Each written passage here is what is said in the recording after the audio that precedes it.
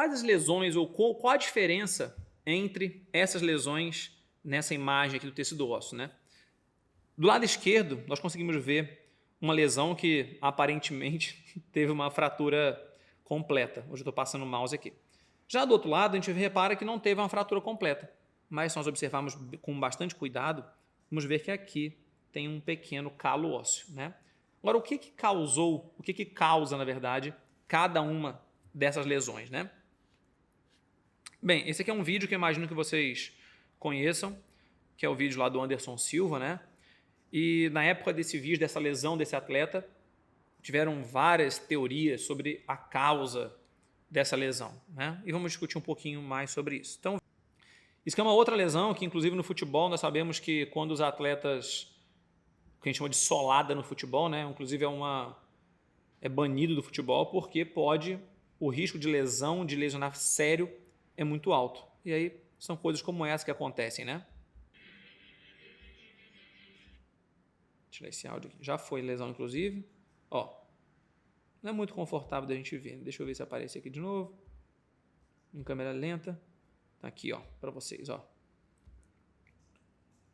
Então o cara vem de sola e a lesão foi bem parecida com a do Anderson Silva. Fratura completa. Aí dá para ver, ó.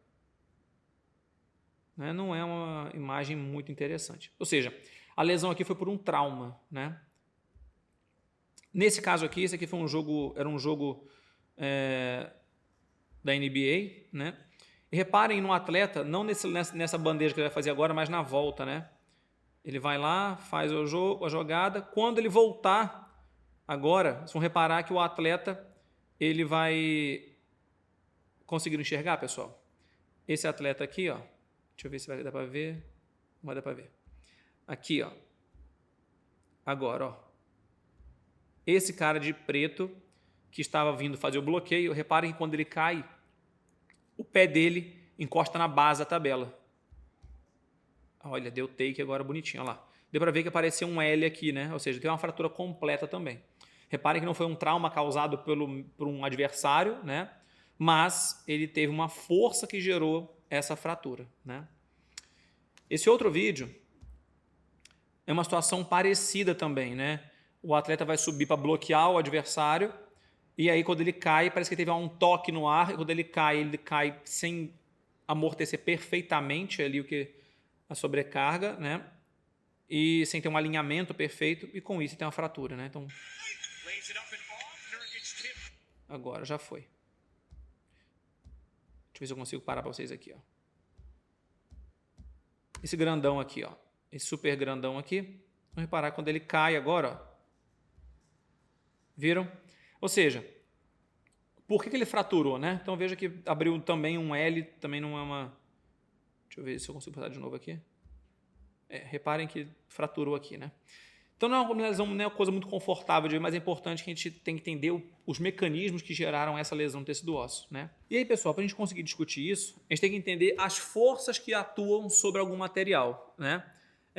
Nós temos forças de tensão quando a estrutura está sendo tracionada, compressão quando ela está sendo comprimida, cisalhamento quando uma estrutura está tendendo a deslizar sobre a outra, torção quando eu tenho uma rotação da parte superior ou de uma extremidade sobre outra extremidade, né, uma torção. Tenho forças de flexão, né, quando eu estou dobrando algum material. E vejam, quando eu estou dobrando algum material, falando popularmente, né, fazendo uma flexão desse material, reparem que aqui, numa extremidade, eu estou tendo compressão. E na outra extremidade, eu estou tendo uma tração do tecido, né? E posso ter forças combinadas também. Posso ter compressão junto com cisalhamento, que no corpo humano é o mais comum. Nós não temos uma força somente aplicada contra algum material dentro do corpo humano, né? Por exemplo, quando fazemos um agachamento, nós temos uma elevadíssima força de cisalhamento nas vértebras lombares, né? E quando formos falar de coluna na próxima aula, no próximo módulo, vocês vão ver que eu vou citar bastante isso, ou seja, uma vértebra tendendo a deslizar sobre a outra. Isso não é nada anormal, isso vai acontecer, né? A verdade que a gente tem que pensar é o quanto quem suporta disso, né?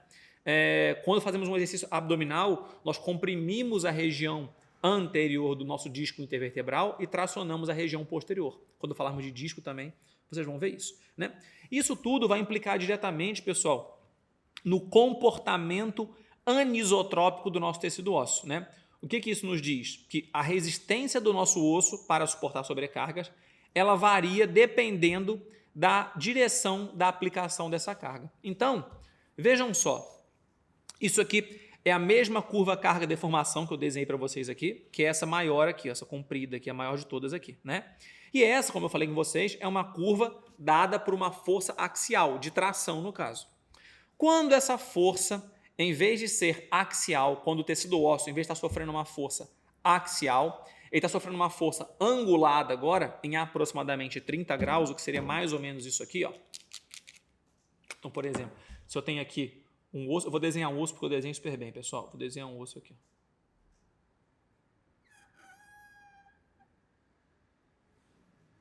Ficou bom. Não zoou, não. Tem o nosso osso. Cargas axiais.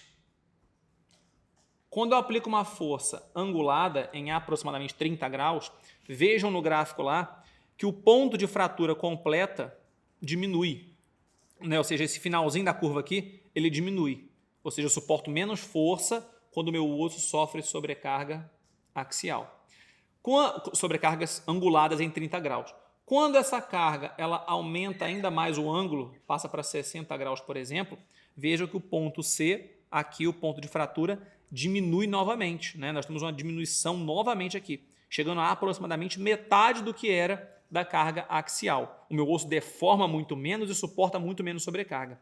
E essa situação fica muito mais crítica ainda quando essa força ela é transversal, que é essa força aqui, ó, né? Então, quando eu aplico uma força transversal no meu tecido ósseo, ele suporta muito menos carga, que é essa última linha aqui embaixo. Por que eu estou falando isso, pessoal? Porque quando, naquela lesão do Anderson Silva, por exemplo, ou da solada do futebol, foi essa força aqui que foi aplicada. Foi aplicada uma força transversal na região mais central ali da perna do atleta, e por isso que fratura, né? Então, só a gente pensar assim, se eu quiser quebrar um cabo de vassoura, por exemplo, né? É mais fácil... É mais fácil que eu pegue esse cabo de vassoura em cada extremidade e aperte ele para ele quebrar, ou eu peço para alguém segurar esse cabo de um lado, do outro, e eu bato no meio dele transversalmente. Com certeza assim, ele vai quebrar muito mais fácil. Mesma coisa com o nosso tecido ósseo. Quando aplicado uma carga transversal, ele suporta muito menos carga e o risco de fratura aumenta potencialmente. Quando aplicado cargas axiais, ele suporta muito mais. Bom, mas e essa lesão dos dois jogadores de basquete, né? Em especial daquele atleta que cai na tabela? Se pensarmos o seguinte, pessoal, imaginem que quando ele cai na tabela, ele está pisando em diagonal na tabela. Então o osso dele está sofrendo essa força aqui, ó. A força uma força em diagonal. Ou seja, se imaginarmos que o ossinho do cara agora está na diagonal, né? Então a perna dele estava na diagonal, deixa eu desenhar de novo aqui que eu sou atrevido. A perna dele estava na diagonal. Quando toda a massa corporal do cara atua aqui, o osso dele está tendendo a fazer isso, a flexionar. Então ele fratura, ele sofre uma força em diagonal e a chance de fratura é muito grande, igual aconteceu. Temos que lembrar que um atleta desse de basquete tem uma massa corporal para lá de 100 quilos. Então é uma massa, um peso corporal muito alto para aplicar aqui numa força angulada sobre esse tecido ósseo. Bem, então as fraturas ósseas elas têm duas circunstâncias principais. Ou um estresse excessivo ou alguma condição de fraqueza óssea, né? Então, quando a gente pensa lá em estresse excessivo, as principais causas são uma força externa alta, um trauma, um acidente, né? A dimensão, né, dessa estrutura, então, por exemplo, ossos longos são mais suscetíveis a lesões desse tipo. A geometria de aplicação de carga desfavorável, que é esse exemplo que eu dei agora, né? Se eu sei que meu osso suporta muito mais carga axialmente, eu aplico uma carga angulada nesse osso, ou em 30, 60, 90 graus principalmente, eu estou aplicando uma carga desfavorável para esse osso, né? E frequência excessiva de aplicação de carga. um erro no planejamento do treinamento. Isso aqui, pessoal, é muito complicado. Por quê? Vejam só. Olha esse gráfico aqui do lado sobre a probabilidade de lesão. Vejam que em situações onde eu tenho uma magnitude de carga baixa, mas eu tenho uma frequência alta, o meu risco de lesão é alto. Por mais que eu tenha uma frequência baixa, mas uma magnitude alta, o meu risco de fratura também é elevado. Ou seja, eu tenho os dois riscos. Por mais que eu tenha frequência baixa e uma magnitude alta, ou seja, um trauma de uma vez só, eu posso ter uma fratura. Por mais que eu não tenha uma magnitude alta, um pouquinho de sobrecarga todo dia, uma magnitude baixa todo dia, só que essa frequência muito alta, eu também tenho uma chance, um risco de lesão muito grande. Esse tipo de lesão, pessoal, dado aqui por essa condição de baixa magnitude e alta frequência, eu já comete muitas vezes os corredores, né? Por quê? A corrida, nós falamos aqui que é uma sobrecarga mecânica lá de 2 vezes o peso corporal, o impacto, né? 2 vezes o peso corporal. O cara fala assim, mas isso é baixo. Só que o cara faz isso todo dia. E quando ele faz isso todo dia, ele não permite que o osso dele realize aquele processo de remodelagem óssea. Ou seja, o osso dele vai ficando cada vez mais fraco, né? E com isso pode cometer alguma lesão, no caso lá a fratura por estresse. Mas eu não corro, eu faço uma caminhada todo dia, o que é muito comum. A pessoa ela é sedentária por vezes com obesidade, sobrepeso. Em algum momento ela começa a fazer exercício e ela ouviu dizer que fazer 30 minutos de caminhada todo dia é bom. Bom, pensando do ponto de vista cardiorrespiratório ou pensando em gasto calórico, pode ser uma estratégia legal. Só que e a sobrecarga mecânica que as suas estruturas estão sofrendo, em especial o tecido ósseo? Será que o seu tecido ósseo está preparado para sofrer esse impacto de uma caminhada ali durante meia hora, todo dia? Será que esse é o caminho correto? Então a gente tem que pensar muito além do fisiológico somente. Tem que pensar o quanto que os nossos tecidos estão sofrendo de sobrecarga mecânica. E aí tem um outro fator que é a ação muscular, né, como mecanismo de proteção, em especial para a contra-inclinação, né? O nosso músculo, né, ele ajuda muito na distribuição de forças, ou seja, ele transforma forças que seriam de flexão em forças de compressão, vou explicar isso melhor daqui a pouquinho. Conservação da integridade do tecido ósseo e otimização, né, porque ele aumentando, né, o desenvolvimento de força e resistência muscular. O que seria isso, pessoal? Quando falarmos de quadril, vocês vão ver isso aqui, quando eu falo da formação do ângulo do colo do fêmur em relação ao ângulo do fêmur efetivamente, né? Esse ângulo formado ali entre o colo do fêmur e o fêmur efetivamente, né? Vocês vão ver que quando indivíduos têm um ângulo, por exemplo, né? Tem um fêmur, por exemplo, aqui eu tenho a cabeça do fêmur, tá? Aqui eu tenho o colo do fêmur e aqui eu tenho o fêmur, tudo bem? E aqui eu tenho o joelhinho, aqui eu tenho a perna do cara para baixo aqui, etc. Tá legal? Bem, o meu músculo, né? O meu músculo glúteo médio, abdutores de quadril, eles vão atuar aqui, ó, tracionando meu trocânter maior para cima, para evitar que o meu fêmur medialize. Se esses músculos aqui estão mais fadigados, eles diminuem a sua capacidade de contra-inclinação e você tende a medializar o fêmur. Isso vai ser muito mais pronunciado, por exemplo, em indivíduos que têm a sua estrutura do colo do fêmur mais horizontalizada. Eles vão precisar muito mais dos músculos para suportar para dar essa capacidade de contra-inclinação, resistir à contra-inclinação, que é o que está mais ou menos ilustrado aqui nessa figura. Na verdade, a figura aqui no slide está boa, meu desenho está um lixo, mas eu desenho super bem. Então, seria mais ou menos isso aqui, pessoal. Ó, tá? Vejam que o meu glúteo médio estaria aqui e quando esse músculo está fadigado, né, ele diminui sua capacidade de sustentar o fêmur na posição correta. E com isso eu aumento a força de flexão, né, diminuo a força de compressão, que é a força que meu osso suporta melhor, e aumento a força de flexão, que ele suporta muito menos. Então a chance de lesão, por exemplo, do colo do fêmur é muito maior. Um outro fator importante é pensando na fadiga muscular, como eu acabei de falar, né? Com a fadiga muscular, a gente diminui a capacidade de absorver choque mecânico, prejudica a capacidade de contra-inclinação, acabei de falar. E em geral, pessoal, olha que interessante. Quando praticamos alguma modalidade, alguma atividade, né? Pelo menos é muito comum em relatos de colegas, é muito comum a gente ver que as pessoas vão fazer uma corrida e quando chega no final da corrida eu vou dar aquele sprint final, né? Ou estou pedalando e no final da minha pedalada lá, do meu treino, eu vou dar aquele sprint. Pensa que nesse momento final é a hora que você está mais fadigado, seus músculos já estão mais fadigados e é a hora que você vai dar o sprint e vai aplicar maior sobrecarga mecânica. Então pode ser esse finalzinho do seu treino, onde você está fadigado e aplica maior sobrecarga mecânica, que pode, fazendo isso com uma alta frequência, que pode desencadear lá na frente alguma lesão. Então a fadiga muscular ela também pode implicar fortemente em ser um start ali para alguma lesão do próprio tecido ósseo. Além disso, pensando na adaptação do tecido ósseo, vejam, pensando agora no efeito negativo, né? Olha só que interessante isso, pessoal. Os astronautas eles perdem cerca de 25% de massa óssea após um ano no espaço, né? Perdiam. Hoje em dia, os astronautas já têm um trabalho muito forte de treinamento e pensando na perda, não permitir essa perda de massa óssea. O sedentarismo, né, também é outro fator de risco muito elevado, porque pessoas acamadas sofrem severa perda de massa óssea, aproximadamente uma vez por semana. E aí chega num steady state que quando a pessoa ela perde lá de 30% a 40% de massa óssea, ela já não perde, ela consegue manter aquilo dali para conseguir manter as suas funções vitais.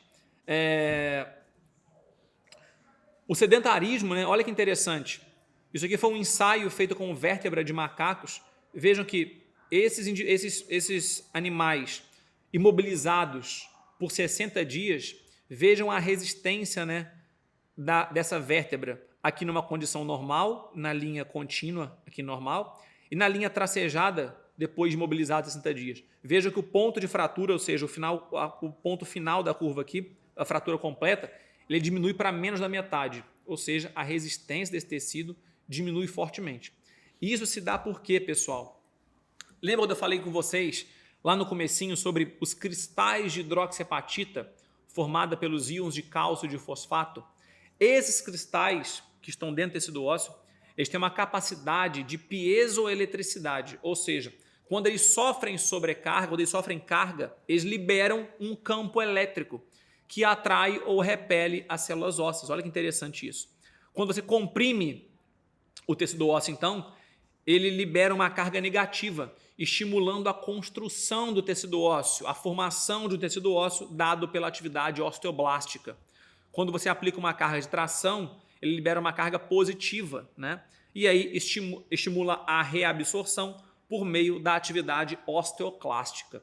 Ou seja, eu preciso do estímulo mecânico para o tecido ósseo, para que aconteça o processo de remodelagem óssea no tecido ósseo, né? Por meio da construção e da reabsorção, por meio da atividade osteoblástica e osteoclástica. Se eu não tiver esse estímulo do meu tecido ósseo, eu não estimulo esse processo.